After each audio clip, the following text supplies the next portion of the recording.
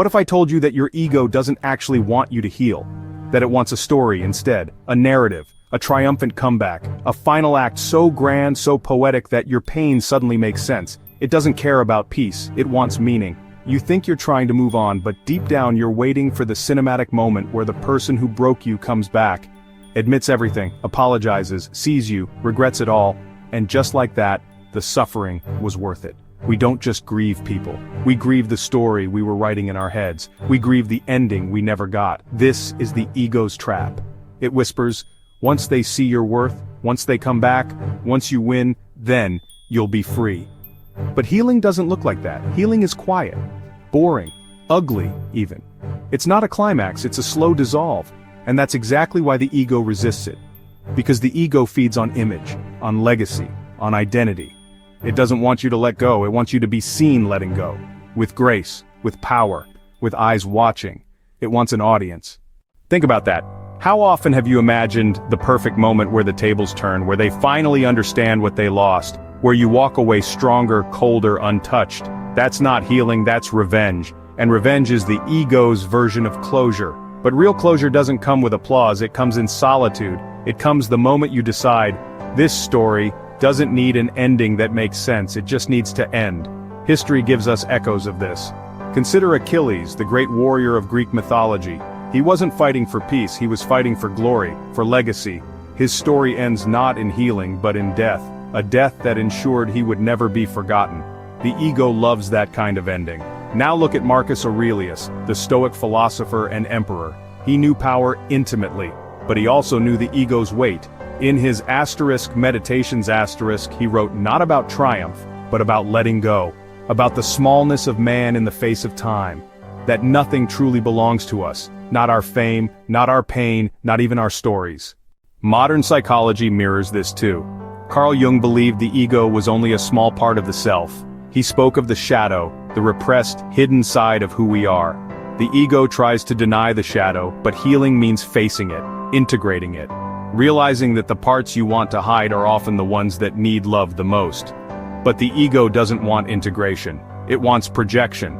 It wants to be the hero, the victim, the martyr. Anything but ordinary. Because ordinary is terrifying.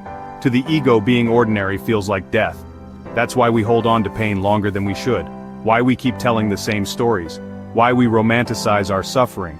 Because if we let it go, who are we without it? There's a quote often attributed to Aeneas Nin, we don't see things as they are, we see them as we are.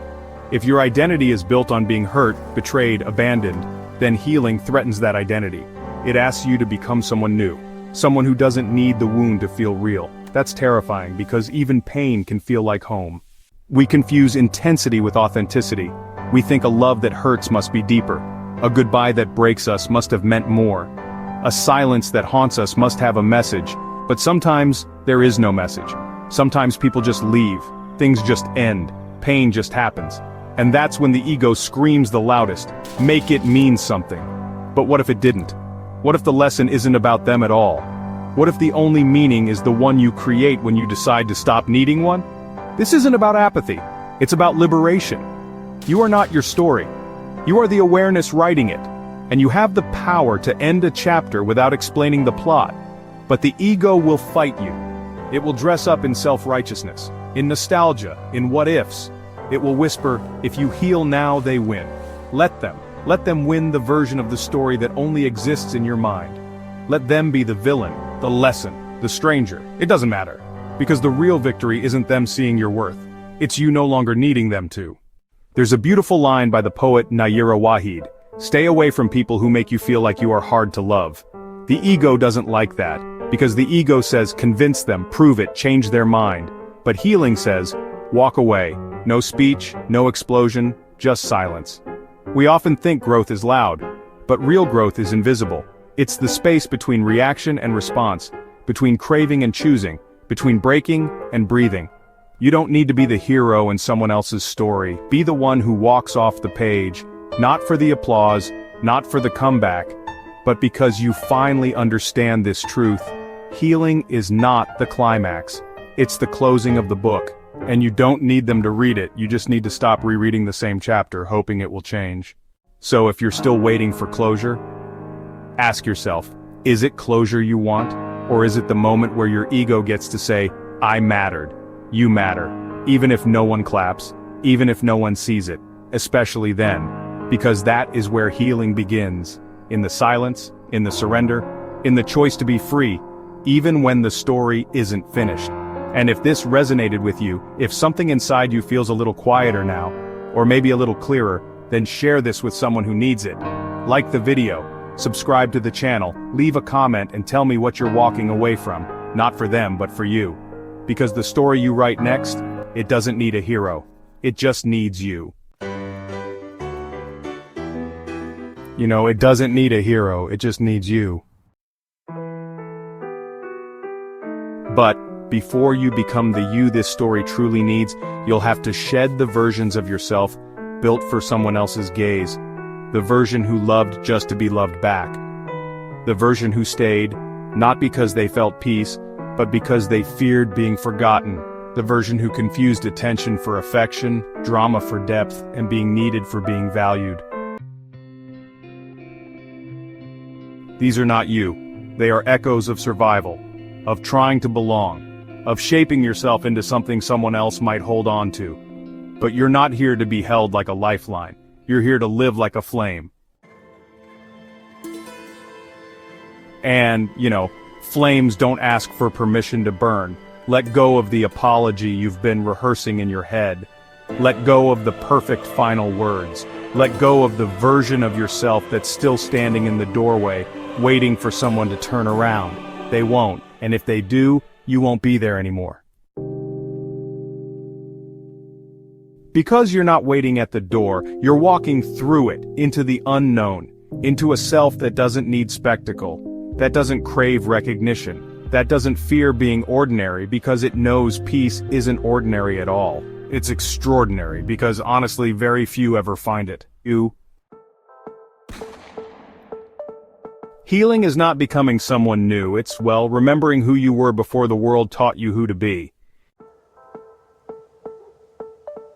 Before the silence felt like rejection, before love became performance, before self-worth became a negotiation, you were whole before they broke you, and that wholeness isn't gone, it's just buried beneath the noise.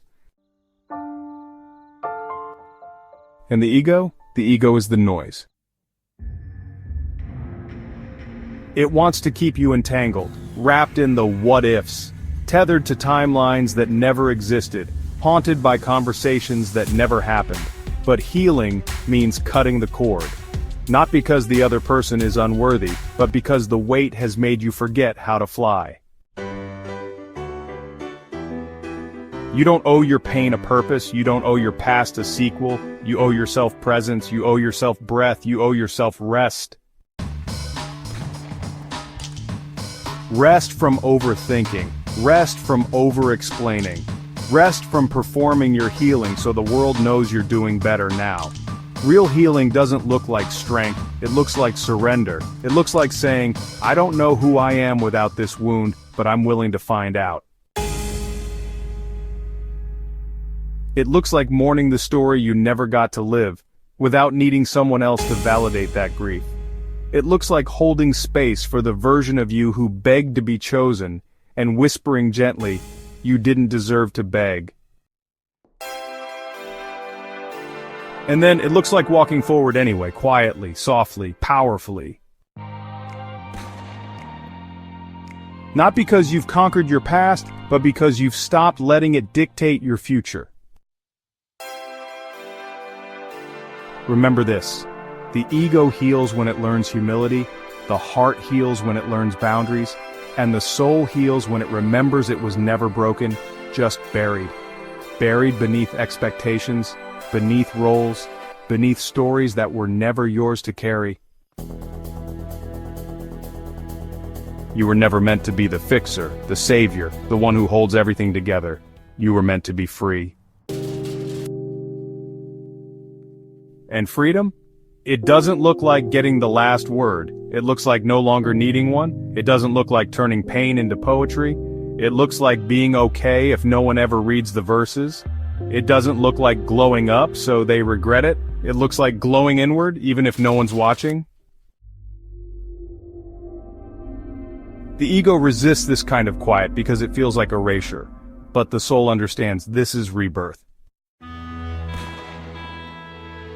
A soft one, a slow one, a silent one, no fanfare, no music swell, no standing ovation.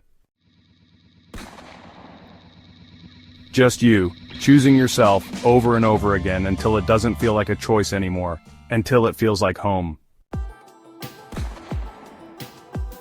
Because that's what healing really is, coming home to the parts of you that never needed fixing, only loving, only listening, only remembering.